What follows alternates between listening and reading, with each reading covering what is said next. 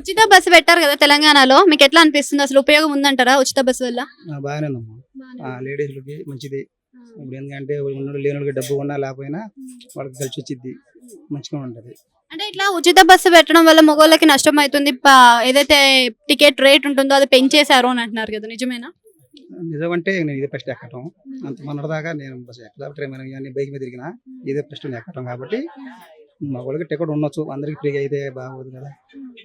అంటే రష్ ఎక్కువ అయిపోయింది, ఉన్నదానికి లేని దానికి మహిళలు ఊరికూరికదానికే ఎక్కుతున్నారు బస్సులో అంటున్నారు కదా. అంటే మహిళలు కూడా ఉరుకురికి ఎక్కకూడదు, కాకపోతే 5 నిమిషాలు లేట్ అయినా ఇంకో బస్సు ఎక్కవచ్చు. ఎక్కువ ఎక్కినా కూడా వాళ్ళకే ప్రాబ్లం. ఎందుకంటే ఎక్కువ ఎక్కినకో ఏది కింద పెట్టడము, ఎందుకు మతలో నిలబడటము, గుర్తుకుని నిలబడటం ఎంత అవసరం ఏం లేదు కదా. నిలబడిపోవడం అవసరం లేదుగా. ఎన్నో బస్సులు ఇంకో అర్ధ గంట లేట్ చేయాలా, ఇంకో బస్సు ఎక్కవచ్చు. అంటే టయానికి వెళ్ళాలనుకుంటారు కదా అందరూ.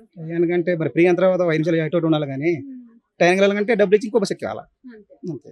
అంటే ఇప్పుడు ఉచిత బస్సు వల్ల కాకుండా దీని బదులు ఇంకా వేరే ఏదైనా పెడితే బాగుండని కొంతమంది అంటున్నారు, నిజమే అనొచ్చు అది? అది కూడా నిజమే, మంచిదే. కానీ ఇంక పెట్టాల్సిందని అనుకుంటాం, నిజమే. కానీ వాళ్ళు పెట్టలేదుగా, వాళ్ళు అటు అనుకున్నారు కాబట్టి ఎలక్షన్ మూమెంట్లో వాళ్ళు అట్ట